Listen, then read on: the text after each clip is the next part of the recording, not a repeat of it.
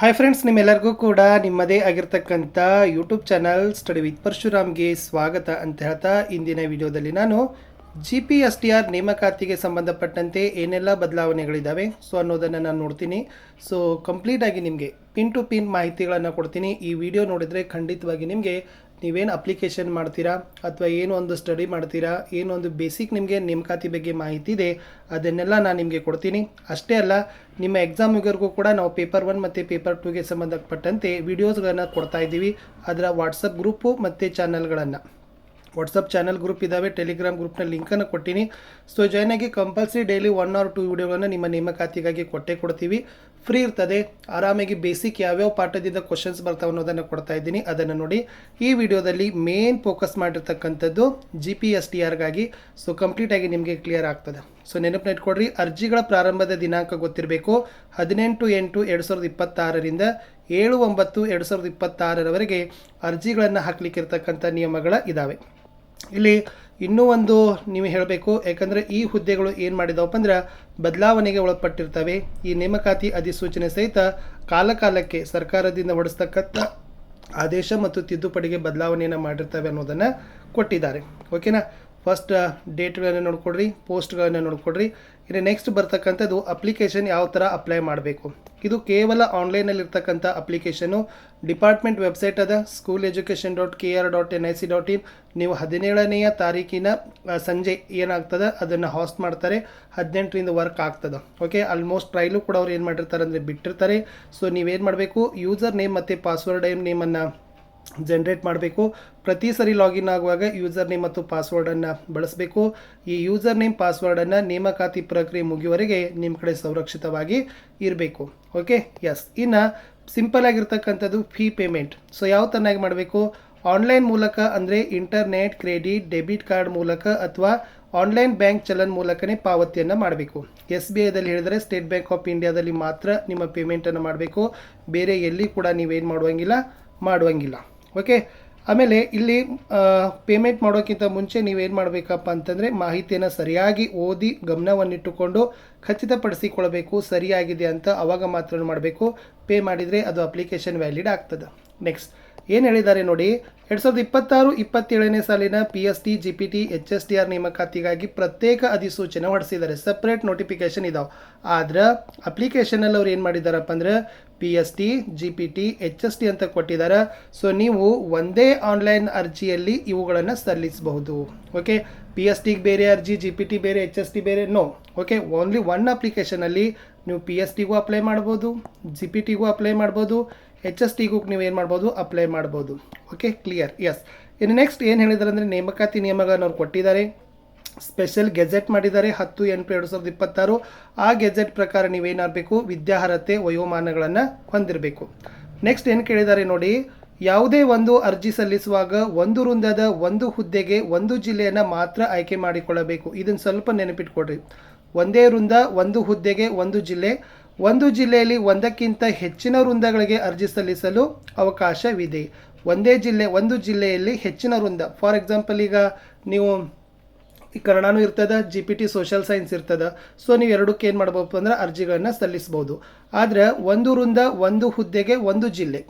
ಈಗ for example ನೀವು Kannada ಹಾಕಿರಂದ್ರೆ ತಿಳ್ಕೊಡ್ರಿ, GPT Kannada ಇದು ವಿಜಯಪುರಕ್ಕೆ ಹಾಕಿರಂದ್ರೆ ಬೇರೆ ಎಲ್ಲಿ ವಿಜಯಪುರಲ್ಲಿ ಬೇರೆ ಎಲ್ಲಿ GPT ಹಾಕುವಂಗಿಲ್ಲ.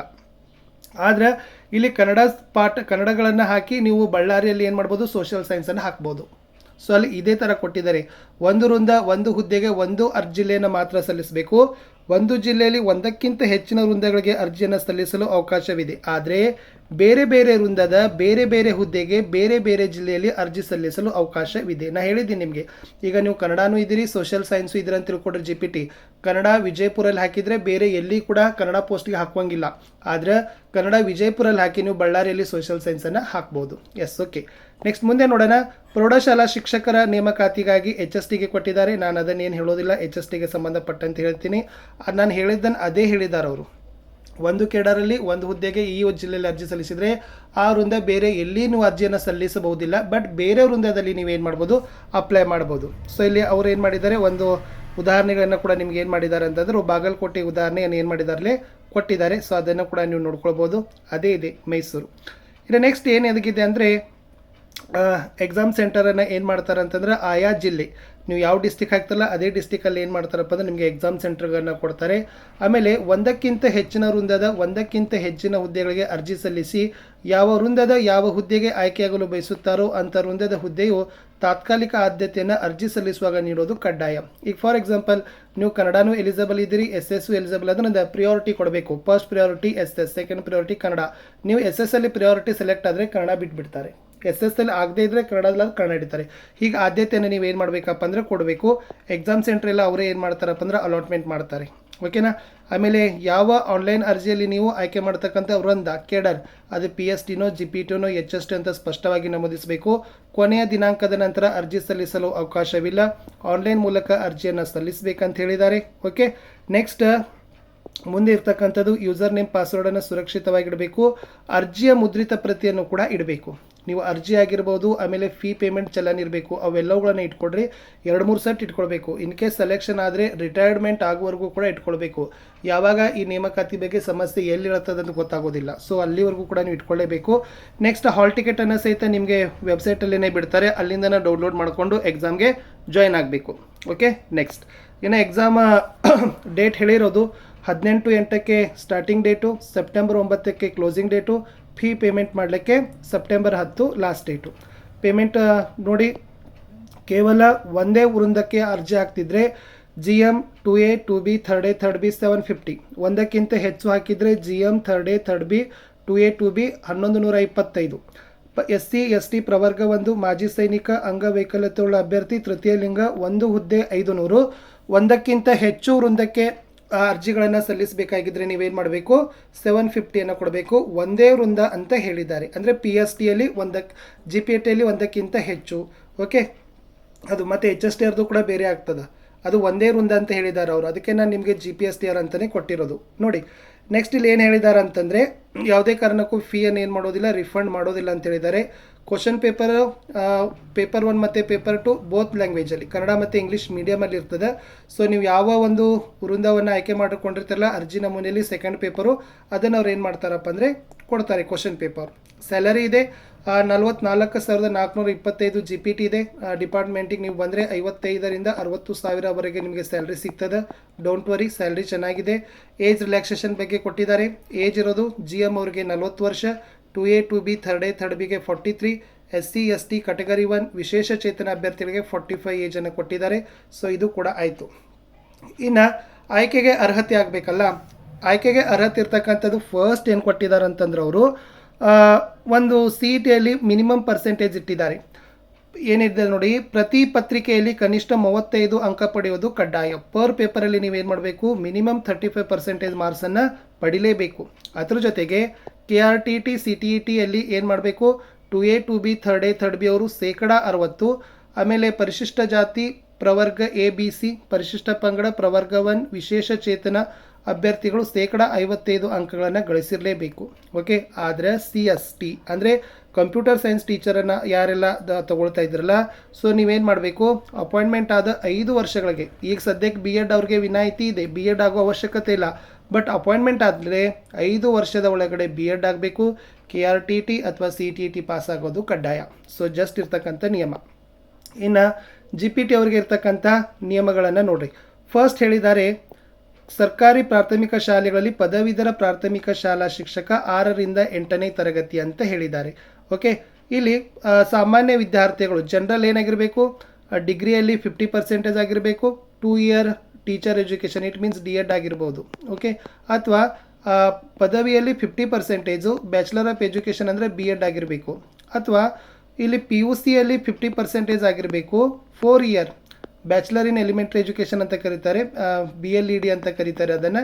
ಸೊ ಅದರಲ್ಲಿ ನೀವು 4 ಇಯರ್ ಡಿಗ್ರಿಯನ್ನು ಪಡೆದಿರಬೇಕು. ಓಕೆ. ಆದರೆ ಪರಿಶಿಷ್ಟ ಜಾತಿ, ಪರಿಶಿಷ್ಟ ಪಂಗಡ, ಇತರೆ ಹಿಂದುಳಿದ ಪ್ರವರ್ಗ 1, ಆಮೇಲೆ ಅಂಗವೈಕಲ್ಯವುಳ್ಳ ಅಭ್ಯರ್ಥಿಗಳು ಪದವಿಯಲ್ಲಿ ಮತ್ತು PUCಯಲ್ಲಿ 45 ಅಂಕಗಳನ್ನು ಪಡೆದಿರಬೇಕು. 5% ರಿಲ್ಯಾಕ್ಸೇಷನ್ ಇದೆ. ಅಷ್ಟೇ ಅಲ್ಲ, ನೀವೇನು ಮಾಡಬೇಕು, KRTT ಅಥವಾ CTETಯಲ್ಲಿ SC ST ಕ್ಯಾಟಗರಿ 1 ಮತ್ತು CWSN ಇದಾರಲ್ಲ ಅವರು 55% ಆಗಿರಬೇಕು. ಆಮೇಲೆ 2A 2B 3A 3Bದಲ್ಲಿ ಏನು ಮಾಡಬೇಕು, 60% ಅಂಕಗಳನ್ನು ಗಳಿಸಿರಬೇಕು. ಇದು ಒಂದು. ಈಗ ಫಸ್ಟ್ ನೋಡೋಣ GPT Kannada language. Okay. GPT Kannada ಲ್ಯಾಂಗ್ವೇಜಲ್ಲಿ ಸಿಂಪಲ್ ಇದೆ. ಫಸ್ಟ್ ಡಿಗ್ರಿಯಲ್ಲಿ ಕನ್ನಡ ಭಾಷೆ ಇರಬೇಕು. ಓಕೆ, ಅದ್ರ ಜೊತೆಗೆ ಎನಿವನ್, ಅದು ಆಂಗ್ಲ, ಹಿಂದಿ, ಮರಾಠಿ, ಉರ್ದು, ತಮಿಳ್, ತೆಲುಗು, ಬೇರೆ ಯಾವುದಾದ್ರೂ ಒಂದು ವಿಷಯ ಐಚ್ಛಿಕ ವಿಷಯವಾಗಿ 3 ವರ್ಷ ಓದಿರಬೇಕು, ಆಪ್ಷನಲ್ ಆಗಿ ಓದಿರಬೇಕು. ಅಥವಾ ಕನ್ನಡ ಭಾಷೆ ಮತ್ತು ಇತರೆ ವಿಷಯಗಳಲ್ಲಿ ಶೇಕಡ 50 ಸರಾಸರಿ ಅಂಕಗಳನ್ನು ಪಡೆದಿರಬೇಕು. ಅವರು ಕನ್ನಡ ಮತ್ತು ಇತರ ಸಬ್ಜೆಕ್ಟಲ್ಲಿ ಮಿನಿಮಮ್ 50% ಎವರೇಜ್ ಮಾರ್ಕ್ಸ್ ಇರಲೇಬೇಕು. ಆಮೇಲೆ ಟೀಚರ್ ಎಜುಕೇಷನಲ್ಲಿ ಪದವಿಯಲ್ಲಿ ಬೋಧನಾ ವಿಧಾನ ಅಂದರೆ ಕನ್ನಡ ಮೆಥಡ್ ಏನಾಗಿರಬೇಕಪ್ಪ ಅಂದ್ರೆ DLED ಆಗಿರ್ಬೋದು ಅಥವಾ BEd ಅಲ್ಲಿ ಕನ್ನಡ ಟೀಚಿಂಗ್ ಮೆಥಡ್ ಇರಲೇಬೇಕು. ಇದು ಒಂದು. ಇನ್ನು ಇಂಗ್ಲೀಷ್ಗೆ ಬರ್ತೀನಿ. ಸೊ ಕಂಪಲ್ಸರಿಯಾಗಿ ಇಂಗ್ಲೀಷ್ ಭಾಷೆ ಜೊತೆಗೆ ಅನ್ಯ ಯಾವುದೇ ಒಂದು ಇಲ್ಲಿ ವಿಷಯಗಳನ್ನ ಕೊಟ್ಟಿದ್ದಾರೆ. ಅಥವಾ ಮಾನವಿಕ ಶಾಸ್ತ್ರದಲ್ಲಿ ಅಂತೀವಿ, ಹ್ಯುಮ್ಯಾನಿಟೀಸ್ ಅಂತೀವಿ, ಅದು ಇತಿಹಾಸ, ಅರ್ಥಶಾಸ್ತ್ರ, ರಾಜಕೀಯ ಶಾಸ್ತ್ರ, ಭೂಗೋಳ, ಸಮಾಜ ವಿಜ್ಞಾನದಲ್ಲಿ ಯಾವುದಾದ್ರೂ ಒಂದು ವಿಷಯವನ್ನು ನೀವೇನು ಮಾಡ್ಬೋದು, ಅಧ್ಯಯನ ಮಾಡಬೇಕು ಇಂಗ್ಲೀಷ್ ಲ್ಯಾಂಗ್ವೇಜ್ ಟೀಚರು. ಆಮೇಲೆ BEd ಅಲ್ಲಿ 50% ಇರಬೇಕು. ಇಂಗ್ಲೀಷ್ ಟೀಚಿಂಗ್ ಮೆಥಡಾಲಜಿಯನ್ನು ನೀವು ಟೀಚರ್ ಎಜುಕೇಷನಲ್ಲಿ ತೊಗೊಂಡಿರಬೇಕು. ಸಮಾಜ ಪಾಠಕ್ಕೆ ಬರೋಣ. ಇದು ಮ್ಯಾಥ್ಸ್ ಸೈನ್ಸ್ ಇದೆ. ಓಕೆ, ಮ್ಯಾಥ್ಸ್ ಸೈನ್ಸಲ್ಲಿ ಮ್ಯಾಥ್ಸ್ ಸೈನ್ಸ್ ಅವ್ರಿಗೆ ಏನಾಗಿರ್ತದೆ ಅಂದರೆ ಫಿಸಿಕ್ಸ್ ಕಂಪಲ್ಸರಿ ಇರ್ತದೆ, ಭೌತಶಾಸ್ತ್ರ ಕಂಪಲ್ಸರಿ ಇರ್ತದೆ, 3 ವರ್ಷ ಓದಿರಬೇಕು. ಆದ್ರೆ ರಸಾಯನ, ಗಣಕಯಂತ್ರ ವಿಜ್ಞಾನ, ಎಲೆಕ್ಟ್ರಾನಿಕ್ಸ್, ಸಂಖ್ಯಾಶಾಸ್ತ್ರ, ಭೂಗೋಳ, ಗೃಹ ವಿಜ್ಞಾನ, ಭೂಗರ್ಭ, ಕಂಪ್ಯೂಟರ್ ಸೈನ್ಸ್ ಇವುಗಳಲ್ಲಿ ಒಂದು ವಿಷಯವನ್ನು 3ನೇ ಐಚ್ಛಿಕ ವಿಷಯವಾಗಿ ಕಡ್ಡಾಯವಾಗಿ ಪದವಿಯಲ್ಲಿ 3 ವರ್ಷ ಓದಿರಬೇಕು. ಓಕೆನಾ, ಅದನ್ನು ಕೊಟ್ಟಿದ್ದಾರೆ. ಎಂಜಿನಿಯರಿಂಗ್, ವಾಸ್ತುಶಿಲ್ಪ ಪದವೀಧರಲ್ಲದ ಎಂಜಿನಿಯರಿಂಗ್ ಅಭ್ಯರ್ಥಿಗಳನ್ನು ಕೊಟ್ಟಿದ್ದಾರೆ. ಆಮೇಲೆ ಪದವಿಯಲ್ಲಿ ಶೇಕಡ 50 ಸರಾಸರಿ ಅಂಕಗಳನ್ನು ಗಳಿಸಿರಬೇಕು. ಓಕೆ, ಅದು ಇದೆ. BEd ಅಲ್ಲಿನೂ ಕೂಡ ನಿಮ್ದು ಏನಾಗಿರಬೇಕು, ಫಿಸಿಕ್ಸ್ ಮ್ಯಾಥ್ಸನ್ನು ಏನು ಮಾಡಬೇಕು, ತಗೊಂಡಿರಬೇಕು. ಇನ್ನು ಬಯೋಸೈನ್ಸಲ್ಲಿರ್ತಕ್ಕಂಥದ್ದು ಕೆಮಿಸ್ಟ್ರಿ. ಓಕೆ, ಇಲ್ಲೇನು ಹೇಳಿದ್ದಾರೆ ಅಂದರೆ ರಸಾಯನ ವಿಜ್ಞಾನವನ್ನು ಕಡ್ಡಾಯವಾಗಿ ನೀವೇನು ಮಾಡಿರಬೇಕಪ್ಪ ಅಂದರೆ ಓದಿರಬೇಕು. ರಸಾಯನಶಾಸ್ತ್ರ ಕಂಪಲ್ಸರಿ ಕಡ್ಡಾಯವಾಗಿ 3 ವರ್ಷ ಓದಿರಲೇಬೇಕು. ಸಮಾಜ ವಿಜ್ಞಾನದಲ್ಲಿ ಸ್ವಲ್ಪ ರಿಲ್ಯಾಕ್ಸೇಷನ್ ಅದ, ಕಾಮರ್ಸ್ದವ್ರಿಗೆ ಯೂಸ್ ಮಾಡಿದ್ದಾರೆ. ಎನಿ 2 ಹೇಳಿದ್ದಾರೆ. ಸಮಾಜ ವಿಜ್ಞಾನದಲ್ಲಿ ಒಂದು ಗ್ರೂಪ್ ಏನು ಕೊಟ್ಟಿದ್ದಾರೆ, history, economic, geography, political science, sociology. ಇನ್ನೊಂದು ಏನು ಹೇಳಿದ್ದಾರೆ ಅಂದರೆ ಇತಿಹಾಸ, ಅರ್ಥಶಾಸ್ತ್ರ, ಭೂಗೋಳ, ರಾಜಕೀಯ, ಸಮಾಜಶಾಸ್ತ್ರ, ಸಂಖ್ಯಾಶಾಸ್ತ್ರ, ಪರಿಸರ ಅಧ್ಯಯನ, ಮಾನವ ಸಂಪನ್ಮೂಲ ನಿರ್ವಹಣೆ, ವಾಣಿಜ್ಯಶಾಸ್ತ್ರ ಕಾಮರ್ಸ್ ಬಂತು. ಗ್ರಾಮೀಣ ಅಭಿವೃದ್ಧಿ ಪೈಕಿ ಒಂದು ವಿಷಯ ಮತ್ತು ಭಾಷೆಯ ಕನ್ನಡ, ಇಂಗ್ಲೀಷ್, ಹಿಂದಿ, ಮರಾಠಿ, ಉರ್ದು, ತಮಿಳ್, ತೆಲುಗು, ಕೊಂಕಣಿ ಸಂಸ್ಕೃತದಲ್ಲಿ ಒಂದು ವಿಷಯ. ಇಲ್ಲಿ ಕಾಮರ್ಸ್ದವ್ರಿಗೆ ಏನು ಮಾಡಿದಾರಪ್ಪ ಅಂದರೆ ಕೊಟ್ಟಿದ್ದಾರೆ. ಆಮೇಲೆ ಕಂಪಲ್ಸರಿ ಏನಾಗಿರಬೇಕು, BEd ಆಗಿರಬೇಕು ಅಂತಲೂ ಕೂಡ ಕೊಟ್ಟಿರೋದು. ಓಕೆ, ಇಷ್ಟು ಕ್ಲಿಯರ್ ಆಯಿತು. ಆಮೇಲೆ ಇದು CS ದವ್ರಿಗೆ ಇರ್ತಕ್ಕಂಥದ್ದು ಕಂಪ್ಯೂಟರ್ ಸೈನ್ಸ್ ಟೀಚರ್ಗೆ ಆಲ್ರೆಡಿ ನೀವು ಏನಾಗಿರಬೇಕಪ್ಪ ಅಂದರೆ bachelor of science computer science, bachelor of computer application, bachelor of engineering computer science CS E&C ಇದೆ. ಆಮೇಲೆ bachelor of technology computer science, information science, electronics and communication. So ಇದನ್ನು ಅವ್ರು ಏನು ಮಾಡಿದ್ದಾರೆ ಅಂದರೆ ಕ್ವಾಲಿಫಿಕೇಷನನ್ನು, ಅವ್ರದ್ದು ಡಿಗ್ರಿ ಕ್ವಾಲಿಫಿಕೇಷನನ್ನು ಹಿಡಿದಿದ್ದಾರೆ. ಇದೆಲ್ಲ ಆದಮೇಲೆ ಅವರು ಫಸ್ಟ್ 1:2 ಲಿಸ್ಟನ್ನು ಬಿಡ್ತಾರೆ. ಓಕೆ, ಈ 1:2 ಲಿಸ್ಟ್ ಬಿಟ್ಟಾಗ ಏನು ಮಾಡಬೇಕಪ್ಪ ಅಂದರೆ ದಾಖಲೆಗಳ ಪರಿಶೀಲನೆಗೆ ಹಾಜರಾಗಬೇಕು. ಓಕೆ, ಇಲ್ಲೇನು ಹೇಳಿದ್ದಾರೆ, 1:1 ತಾತ್ಕಾಲಿಕ ಆಯ್ಕೆ ಪಟ್ಟಿಯಲ್ಲಿ ಆಯ್ಕೆಯಾಗಿದ್ದಲ್ಲಿ 1ಕ್ಕಿಂತ ಹೆಚ್ಚು. ಓಕೆ, ಸೊ 2ರಲ್ಲಿನೂ ಕೂಡ ನಿಮ್ದು ಇರ್ತದೆ. ಬಟ್ ಫಸ್ಟ್ ಪ್ರಿಯಾರಿಟಿಯನ್ನು ನೀವು ಏನು ಮಾಡಬೇಕಪ್ಪ ಅಂತಂದರೆ ಮುಚ್ಚಳಿಕೆ ಪತ್ರವನ್ನು ಕೊಡಬೇಕು. ಫಾರ್ ಎಕ್ಸಾಂಪಲ್, ನೀವು ಕನ್ನಡದಲ್ಲಿನೂ ಸೆಲೆಕ್ಟ್ ಆದ್ರಿ, SSಲ್ಲಿ ಸೆಲೆಕ್ಟ್ ಆದ್ರಿ. ನೀವು SSಲ್ಲಿ ಬೇಕು, ಕನ್ನಡ ಬೇಡ ಅಂದರೆ ನೀವೇನು ಮಾಡಬೇಕು, ನೋಟರೈಸ್ಡ್ ಮುಚ್ಚಳಿಕೆ ಪತ್ರವನ್ನು ಕೊಡಬೇಕು. ಅಂದರೆ ನಾನು ಮುಂದೆ ಏನಾಗ್ತೀನಿ, ಕನ್ನಡ ಹುದ್ದೆಯನ್ನು ತ್ಯಜಿಸ್ತೀನಿ, ಇದೇ ಹುದ್ದೆಯಲ್ಲಿ ಮುಂದುವರಿತೀನಿ ಅನ್ನೋದನ್ನು ನೀವೇನು ಮಾಡಬೇಕಪ್ಪ ಅಂತಂದರೆ ಕೊಡಬೇಕು. ಅದು ನಿಮ್ದು ಏನಪ್ಪ ಅಂತಂದರೆ ಇಂಪಾರ್ಟೆಂಟ್ ಅದ. ಹುದ್ದೆಯನ್ನು ಬಿಡಲಿಕ್ಕೆ ಈ ಸರಿ ಮುಚ್ಚಳಿಕೆ ಪತ್ರವನ್ನು ಕೇಳಿದ್ದಾರೆ. ಓಕೆ, ಆಮೇಲೆ ಮುಚ್ಚಳಿಕೆ ಪತ್ರ ಕೊಡದೇ ಇದ್ದರೆ ಅದನ್ನು ಅವ್ರು ಏನು ಮಾಡಿದ್ದಾರೆ, ನೀವು ಕೊಟ್ಟಿರ್ತಕ್ಕಂಥ ಮೊದಲ ಆದ್ಯತೆಯನ್ನು ಅಂತಿಮ ಆದ್ಯತೆ ಅಂತ ಪರಿಗಣಿಸಿ ಮೇನ್ ಸೆಲೆಕ್ಷನ್ ಲಿಸ್ಟ್ ಹಚ್ತಾರೆ. ಇದಾದ ನಂತರ ಬದಲಾವಣೆಗೆ ಅವಕಾಶ ಇಲ್ಲ. Okay, so next main important ಇಲ್ಲಿ ಒಂದು ಹೊಸದಾಗಿದೆ ನೋಡಿ. ಏನು ಹೇಳಿದ್ದಾರೆ ನೋಡಿ, ಯಾವೊಬ್ಬ ಅಭ್ಯರ್ಥಿ ನೇಮಕಾತಿಗೆ SC ST category 1 2A 3A 3B ಇವುಗಳ ಮೀಸಲಾತಿಗಳನ್ನು ಹಾಕಿರ್ತೀರಿ. ಓಕೆ, ಆದರೆ ನೀವೇನು ಮಾಡ್ತೀರಪ್ಪ ಅಂದ್ರೆ ಸಾಮಾನ್ಯ ಅರ್ಹತೆಯಲ್ಲಿ ಆಯ್ಕೆ ಆಗ್ತೀರಿ. ಇಟ್ ಮೀನ್ಸ್ ಏನಂದರೆ ನೀವು ರಿಸರ್ವೇಷನನ್ನು ಕ್ಲೇಮ್ ಮಾಡ್ತೀರಿ, ಬಟ್ ಸೆಲೆಕ್ಷನ್ ಆಗೋ ಹೊತ್ತಿನಾಗ ಏನು ಮಾಡ್ತೀರಪ್ಪ ಅಂದ್ರೆ GM ಆಗ್ತೀರಿ. ಆವಾಗೂ ಕೂಡ ನೀವೇನು ಮಾಡಬೇಕು, ನೀವು ಸಲ್ಲಿಸಿರ್ತಕ್ಕಂಥ ಅದರ ಸಿಂಧುತ್ವವನ್ನು ಕೊಡಲೇಬೇಕು. ಓಕೆ, ನೀವು ಸಾಮಾನ್ಯ ಅರ್ಹತೆಯಲ್ಲಿ ಆಯ್ಕೆಯಾಗಿದ್ದರೂ ಸಹ ಮೀಸಲಾತಿ ಕೋರಿದ ಜಾತಿ ಮತ್ತು ಆದಾಯ ಪ್ರಮಾಣ ಪತ್ರ, ಸಮತಳ ಮೀಸಲಾತಿ ಪ್ರಮಾಣ ಪತ್ರಗಳ ಸಿಂಧುತ್ವ ಸಲ್ಲಿಸೋದು ಕಡ್ಡಾಯ. ಓಕೆ, ನೀವು ಕ್ಯಾಟಗರಿಯವರಾದರೂ GM ಅಲ್ಲಿ ಸೆಲೆಕ್ಷನ್ ಆದರೂ ಸಹಿತ ನೀವು ಯಾವ ಕ್ಯಾಟಗರಿ ಹಾಕಿರಲ್ಲ ಆ ಕ್ಯಾಟಗರಿದು ನೀವೇನು ಮಾಡಬೇಕಪ್ಪ ಅಂತಂದರೆ ಸಿಂಧುತ್ವವನ್ನು, ವ್ಯಾಲಿಡೇಷನನ್ನು ಕೊಡಲೇಬೇಕು ಅನ್ನೋದನ್ನು ಹೇಳಿದ್ದಾರೆ. ಸೊ ಮೆರಿಟ್ ಕ್ಯಾಲ್ಕುಲೇಷನನ್ನು ಹೇಳಿದ್ದಾರೆ. ಸೊ ನಿಮ್ಗೆ ಆಲ್ರೆಡಿ ಗೊತ್ತಿರ್ತಕ್ಕಂಥದ್ದಿದೆ. ನಿಮ್ಮ CET ಮಾರ್ಕ್ಸನ್ನು ಏನು ಮಾಡ್ತಾರೆ, 70%, TET 20, ಡಿಗ್ರಿ 8, ಆಮೇಲೆ ಟೀಚರ್ ಎಜುಕೇಷನ್ದು 2% ಏನು ಮಾಡ್ತಾರೆ, ಹಿಡಿತಾರೆ. 4 ಇಯರ್ಸ್ದವ್ರದ್ದು 70 20 10 ಅದ, ಅದು ಡೋಂಟ್ ವರಿ. ಸಿ ಎಸ್ ಟಿದವ್ರದ್ದು ಏನು ಮಾಡ್ತಾರೆ, ಸಿ ಇ ಟಿ 85, ನಿಮ್ಮ ಡಿಗ್ರಿ 15% ಏನು ಮಾಡ್ತಾರೆ, ಹಿಡಿತಾರೆ. ಓಕೆ, ಆಮೇಲೆ ವಿಶೇಷವಾಗಿ ಜಾತಿ ಮೀಸಲಾತಿ ಪ್ರಮಾಣ ಪತ್ರಗಳ ನಮೂನೆ ಇವುಗಳನ್ನೇ ಕೊಡ್ರಿ.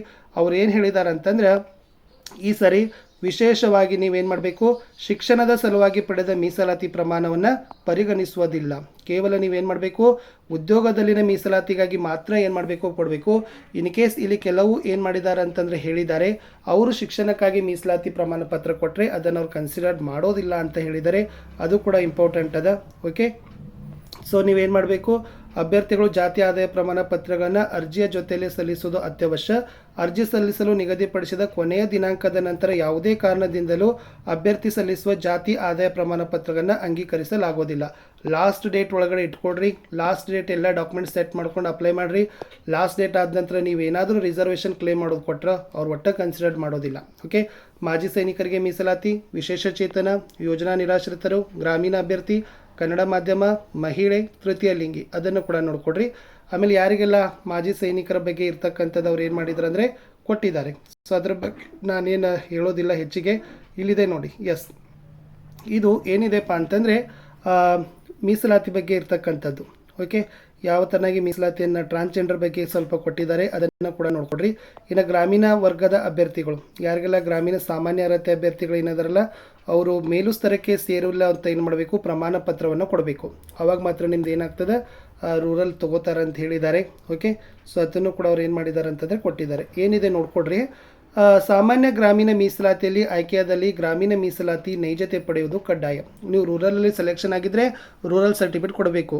ನೈಜತೆ ಬಾರದಿದ್ದಲ್ಲಿ ತಿರಸ್ಕೃತಗೊಂಡಲ್ಲಿ ಅಥವಾ ಆ ನೈಜತೆ ಬರದೇ ಇದ್ದರೆ ಗ್ರಾಮೀಣದ ಬಗ್ಗೆ ಅಂಥ ಅಭ್ಯರ್ಥಿಯು ಮುಖ್ಯ ಆಯ್ಕೆ ಪಟ್ಟಿಯಲ್ಲಿ GM OT, GM woman, GM Kannada, ex servicemen, transgender ಕಟಪ್ಗಿಂತಲೂ ಹೆಚ್ಚು ಮೆರಿಟ್ ಹೊಂದಿದ್ದರೂ ಸಹ ಈಗಾಗಲೇ ಆಯ್ಕೆಯಾಗಿರುವ ಆಯ್ಕೆ ಗುಂಪು GM OT, GM woman, GM Kannada, GM transgender ಎಂದು ಆಯ್ಕೆ ಪ್ರವರ್ಗ ಬದಲಾಯಿಸಿ ನೇಮಕಾತಿ ನೀಡಲು ಅವಕಾಶ ಇರೋದಿಲ್ಲ. ಅದೇ ಹೇಳಿದ್ದಾರೆ, ನೀವು ಒಂದ್ಸರಿ ಕ್ಲೇಮ್ ಮಾಡಿರ್ತಕ್ಕಂಥ ಮೀಸಲಾತಿಗಳನ್ನು, ಸಮತಲ ಮೀಸಲಾತಿಯನ್ನು ಹೊಂದಿದ್ರಿ, ಅದನ್ನು ರಿಜೆಕ್ಟ್ ಆದ್ರೆ ಅದ್ರ ಒಟ್ಟ ಚೇಂಜ್ ಮಾಡೋದಿಲ್ಲ. ಅದನ್ನು ಅವ್ರು ಏನು ಮಾಡಿದ್ದಾರೆ ಅಂದರೆ ಪಾಯಿಂಟ್ ಟು ಪಾಯಿಂಟ್ ಹೇಳಿದ್ದಾರೆ. ಒಟ್ಟ ಮೀಸಲಾತಿಗಳ ಬಗ್ಗೆ ಸ್ವಲ್ಪ ಚೆನ್ನಾಗಿ ಅದನ್ನು ನೋಡಿಕೊಂಡು ಪ್ರಿಪೇರ್ ಆಗಿರಿ. ಓಕೆ, ಆಮೇಲೆ ಗ್ರಾಮೀಣ ಮೀಸಲಾತಿ ಪ್ರಮಾಣ ಪತ್ರಕ್ಕೆ ಸಿಗ್ನೇಚರ್ ಆಗಬೇಕು, ಕಂಪಲ್ಸರಿ HM ಆಗಿರಬೇಕು, BO ಆಗಿರಬೇಕು. ಅದು ನೆನಪಿನಲ್ಲಿ ಇಟ್ಕೊಡ್ರಿ. ಓಕೆನಾ, ಅದು ಇಂಪಾರ್ಟೆಂಟ್ ಇತ್ತು. ಇನ್ನು ನೆಕ್ಸ್ಟ್ ಏನಪ್ಪ ಅಂದರೆ ಕನ್ನಡ ಮಾಧ್ಯಮ ಅಭ್ಯರ್ಥಿಗಳು ಅಂತ ಹೇಳಿದ್ದಾರೆ. ಸೊ ಅದು ಕೂಡ ಇಂಪಾರ್ಟೆಂಟ್ ಅದ. ಕನ್ನಡ ಮಾಧ್ಯಮ ಅಭ್ಯರ್ಥಿಗಳು ಕೂಡ ಒಟ್ಟು ಆ ಮೀಸಲಾತಿಗಳನ್ನು ನೀವು ಅನುಭವಿಸಿದ್ರೆ, ಅದರಿಂದ ನೀವು ಏನಾದರೂ ಸರ್ಟಿಫಿಕೇಟ್ ವಿಫಲರಾಗಿದ್ರೆ, ನಿಮ್ಮ ಹತ್ರ ನೈಜತೆ ಬರಲಿಲ್ಲ ಅಂದ್ರೆ ಕಂಪಲ್ಸರಿ ಅದನ್ನು ಚೇಂಜ್ ಮಾಡೋದಿಲ್ಲ ಅಂತ ಅವ್ರು ಏನು ಮಾಡಿದ್ದಾರೆ, ಹೇಳಿದ್ದಾರೆ. ಯಾಕಂದರೆ ಕೋರ್ಟ್ ಕೇಸಲ್ಲಿ ಇರ್ತಕ್ಕಂಥದ್ದು ಅದೇ ಮೇಜರ್ ಇಶ್ಯೂ ಇತ್ತು. ಸೊ ಅದಕ್ಕಾಗಿ ಅವ್ರು ಏನು ಮಾಡಿದ್ದಾರೆ ಅಂತಂದರೆ ಹೇಳಿದ್ದಾರೆ. ಇದೆಲ್ಲ ವಯನ್ ಇದೆ, ಇದೇನಷ್ಟು ಇಂಪಾರ್ಟೆಂಟ್ ಇಲ್ಲ. ಅದನ್ನು ಮೇನಾಗಿ ನಾನು ಏನು ಮಾಡಿದ್ದೀನಿ ಅಂತಂದರೆ ಹೇಳಿದ್ದೀನಿ. ಸೊ ಟ್ರಾನ್ಸ್ಜೆಂಡರ್ ಅಂತಕ್ಕಂಥವ್ರು ಜಿಲ್ಲಾಧಿಕಾರಿಗಳಿಂದ ದೃಢೀಕರಿಸಿ ಪಡೆದಿರ್ತಕ್ಕಂಥ ಪ್ರಮಾಣ ಪತ್ರ ಅಂತ ಹೇಳಿದ್ದಾರೆ. ಡಿಸ್ಟ್ರಿಕ್ಟ್ ಮ್ಯಾಜಿಸ್ಟ್ರೇಟ್ ಅವರೇ ನಿಮಗೆ ಏನು ಮಾಡಬೇಕು, ಸರ್ಟಿಫಿಕೇಟನ್ನು ಪ್ರೊವೈಡ್ ಮಾಡಬೇಕು. ಇನ್ ಸರ್ವಿಸ್ ಟೀಚರ್ಸ್ಗಳಿಗೆ ಹೇಳಿದ್ದಾರೆ. ಸೊ ಇನ್ ಸರ್ವಿಸ್ ಟೀಚರ್ಸರು ಈಗಾಗಲೇ ಕೆಡರಲ್ಲಿ ಇದ್ದರೆ, ಅದೇ ಈಗ GPTದವರು ಏನು ಮಾಡಬೇಕು, ನೀವು ಈಗಾಗಲೇ GPT ಇನ್ ಸರ್ವಿಸ್ ಇದ್ದರೆ ಇದಕ್ಕೆ ಅಪ್ಲೈ ಮಾಡೋಕ್ಕೆ ಅವಕಾಶ ಇಲ್ಲ. ಆದರೆ PSTದವರು ಅಪ್ಲೈ ಮಾಡ್ಬೋದು. ಅಂದರೆ ಈಗಾಗಲೇ ಈ ವೃಂದದಲ್ಲಿ ಇದ್ದರೆ ಇದೇ ವೃಂದಕ್ಕೆ ಅರ್ಜಿಯನ್ನು ಹಾಕುವಂಗಿಲ್ಲ. ಸೊ ಅದರದ್ದು ಒಂದು ವಿಶೇಷ ನಿಯಮ ಮುಂಚೆನೂ ಕೂಡ ಇದಿತ್ತು. ಆಮೇಲೆ ಎಕ್ಸಾಮ್ದು ಟೈಮ್ ಟೇಬಲ್ ಬಂದಿದೆ ನೋಡಿ. 8 ಅಕ್ಟೋಬರ್ಗೆ ಮಾರ್ನಿಂಗ್ 10 to 12 ಪೇಪರ್ 1 ಇದೆ, 2:30 to 4:30 CSTದವ್ರಿಗಿದೆ. 9:10ಕ್ಕೆ ಮಾರ್ನಿಂಗ್ SS ಇದೆ ಮತ್ತು ಬಯೋಸೈನ್ಸ್ ಇದೆ, ಮಧ್ಯಾಹ್ನ ಮ್ಯಾಥ್ಸ್ ಮತ್ತು ಸೈನ್ಸ್ ಇದೆ. 10:10ಕ್ಕೆ ಮಾರ್ನಿಂಗ್ ಲ್ಯಾಂಗ್ವೇಜ್ ಕನ್ನಡ ಇದೆ, ಮಧ್ಯಾಹ್ನ ಲ್ಯಾಂಗ್ವೇಜ್ ಇಂಗ್ಲೀಷ್ ಇದೆ. ಓಕೆ, ಸೊ ಪೇಪರ್ ಇದೇನಿದೆ, ಪೇಪರ್ 1ಗೆ ಫಸ್ಟ್ ಪೇಪರ್ 100 ಮಾರ್ಕ್ಸ್ ಇತ್ತಲ್ಲ, GK 15, current affairs 15, Kannada 10, English 10, psychology 15, computer 15, ಮೌಲ್ಯ ಶಿಕ್ಷಣ ಮತ್ತು ಆರೋಗ್ಯ 20, 100 ಮಾರ್ಕ್ಸ್ ಇದೆ. ಇನ್ನು ಸೆಕೆಂಡಲ್ಲಿ ಏನು ನಿಮ್ಮದು ಪೇಪರ್ ಇತ್ತಲ್ಲ GPT ಅವರಿಗೆ, ಕನ್ನಡದವ್ರಿಗೆ 100 ಅದ, English 100, maths science 100, bio science 100, SS 100, CSTದವ್ರಿಗೆ 100 ಏನದಪ್ಪ ಅಂತಂದರೆ ಮಾರ್ಕ್ಸ್ ಇದೆ. ಓಕೆ, ಎಲ್ಲವುಗಳನ್ನು OMR ಅಲ್ಲಿ ನೀವೇನು ಮಾಡಬೇಕು, ಟಿಕ್ ಮಾಡಬೇಕಾಗ್ತದೆ. OMR ಅಲ್ಲಿ ನಿಗದಿಪಡಿಸಿರ್ತಕ್ಕಂಥವುಗಳನ್ನ ಪೂರ್ಣವಾಗಿ ಸೇಡ್ ಮಾಡಬೇಕು. ಅಪೂರ್ಣ ಅಥವಾ ಟಿಕ್ ಮಾರ್ಕ್ ಮಾಡಿರೋದು, ಚುಕ್ಕೆ ಗುರುತು ಮಾಡಿರೋದನ್ನು ಏನು ಮಾಡೋದಿಲ್ಲ, ವ್ಯಾಲ್ಯೂಯೇಷನ್ ಮಾಡೋದಿಲ್ಲ ಅಂತ ಹೇಳಿದ್ದಾರೆ. ಒಂದು ಮೇನ್ ಇಂಪಾರ್ಟೆಂಟ್ ಏನು ಮಾಡಿದ್ದಾರೆ, 5ನೇ ವೃತ್ತವನ್ನು ಪರಿಚಯ ಮಾಡಿದ್ದಾರೆ. ಓಕೆ, ಸೊ ನಿಮಗೆ ಉತ್ತರ ಗೊತ್ತಿರಲಿಲ್ಲ ಅಂದರೆ ನೀವು ಅಟೆಂಪ್ಟ್ ಮಾಡದೇ ಇದ್ದರೆ 5ನೇ ವೃತ್ತವನ್ನು ಶೇಡ್ ಮಾಡಬೇಕು. ಯಾರು ಶೇಡ್ ಮಾಡೋದಿಲ್ಲ ಅವ್ರಿಗೆ 0.25 ಮಾರ್ಕ್ಸ್ ಏನು ಮಾಡ್ತಾರೆ, ಲೆಸ್ ಮಾಡ್ತೀನಿ ಅಂತ ಹೇಳಿದ್ದಾರೆ. ಅದು ಇಂಪಾರ್ಟೆಂಟ್ ಇದೆ. ಓಕೆ, OMR ಮೌಲ್ಯಮಾಪನ ಇಲ್ಲೇ ನೆಗೆಟಿವ್ ಮಾರ್ಕಿಂಗ್ ಇರೋದಿಲ್ಲ, ಡೋಂಟ್ ವರಿ. ಅದ್ರ ಬಗ್ಗೆ ಅವ್ರು ಏನು ಮಾಡಿಲ್ಲಪ್ಪ ಅಂತಂದರೆ ಕೊಟ್ಟಿಲ್ಲ. ಅಭ್ಯರ್ಥಿಯು ಒಂದೇ ಬಣ್ಣದ ಒಂದೇ ಪೆನ್ನಿನಿಂದ ಏನು ಮಾಡಬೇಕು ತುಂಬಬೇಕಂತ ಹೇಳಿದ್ದಾರೆ. ಸೊ ಬ್ಲೂ ಅಂದರೆ ಬ್ಲೂನೇ ತುಂಬ್ರಿ. ಬ್ಲೂ ಇಂಕ್ ಬಾಲ್ ಪಾಯಿಂಟ್ ಪೆನ್ನ, ಬ್ಲೂ ಇಂಕ್ ಅಥವಾ ಬ್ಲ್ಯಾಕ್ ಇಂಕ್ ಪಾಯಿಂಟ್, ಕಪ್ಪು ಅಥವಾ ನೀಲಿ ಎರಡರಲ್ಲೇ ತುಂಬಬೇಕು. ಕಂಪ್ಲೀಟ್ ಒಂದೇ ಪೆನ್ನನ್ನು ಯೂಸ್ ಮಾಡಬೇಕು ಅಂತ ಹೇಳಿದ್ದಾರೆ. ಓಕೆನಾ. ಆಮೇಲೆ ಎಕ್ಸಾಮ್ ಮುಗಿದ ನಂತರ ಕೀ ಆನ್ಸರ್ ಬಿಡ್ತಾರೆ. ಆಮೇಲೆ 7 ಡೇಸ್ ಒಳಗಡೆ ಏನು ಮಾಡಬೇಕು, ಅಬ್ಜೆಕ್ಷನ್ಗಳನ್ನು ಕ್ಲೇಮ್ ಮಾಡಬೇಕು. ಎಕ್ಸ್ಪರ್ಟ್ಸ್ ಅವ್ರು ಏನು ಮಾಡ್ತಾರೆ, ಫೈನಲೈಸ್ ಮಾಡ್ತಾರೆ, ಅದರ ಮೇಲೆ ವ್ಯಾಲ್ಯೂಯೇಷನನ್ನು ಮಾಡ್ತಾರೆ. ಸೊ ಚಾಲೆಂಜ್ ಮಾಡಲಿಕ್ಕೆ 100 ರೂಪೀಸ್ ಫೀಯನ್ನು ಏನು ಮಾಡಿದ್ದಾರೆ, ಕೊಟ್ಟಿದ್ದಾರೆ. ಅದು ಇಂಪಾರ್ಟೆಂಟ್. ಇನ್ನು ರಿಸಲ್ಟ್ ಬಂದ ಕೂಡಲೇ ಡಿರೈವ್ಡ್ ಪರ್ಸೆಂಟೇಜನ್ನು ಬಿಟ್ಟರ ಬಗ್ಗೆ ಅವ್ರು ಏನು ಮಾಡ್ತಾರೆ, ಪೇಪರ್ ಸ್ಟೇಟ್ಮೆಂಟನ್ನು ಕೊಡ್ತಾರೆ. ಆಮೇಲೆ ಯಾರೆಲ್ಲ ಅಬ್ಜೆಕ್ಷನ್ಸ್ಗಳನ್ನು ಕೂಡ ನೀವೇನು ಮಾಡ್ಬೋದು, ಕ್ಲೇಮ್ ಮಾಡ್ಬೋದು. ಓಕೆ. ಸೊ ಒಟ್ಟಾರೆ ನಿಮಗೆ CET, TET, ಟೀಚರ್ ಎಜುಕೇಷನ್ ಆಮೇಲೆ ಎಕ್ಸಾಮ್ ಮೇಲೆ ಮೆರಿಟನ್ನು ಕನ್ಸಿಡರ್ ಮಾಡ್ತಾರೆ. ಓಕೆ. ಸೊ ಒಟ್ಟಾರೆ ಏನು ಮಾಡ್ತಾರೆ, ಅಭ್ಯರ್ಥಿಗಳ ಹುದ್ದೆ ಸಂಖ್ಯೆಗೆ 2ರಷ್ಟು 1:2 ಏನು ಮಾಡ್ತಾರೆ, ನಿಮಗೆ ವೆರಿಫಿಕೇಷನ್ಗೆ ಕರೀತಾರೆ. ಓಕೆ. ಅದ್ರ ಬಗ್ಗೆ ಲಿಸ್ಟನ್ನು ಸ್ಕೂಲ್ ಎಜುಕೇಷನಲ್ಲಿ ಬಿಡ್ತಾರೆ.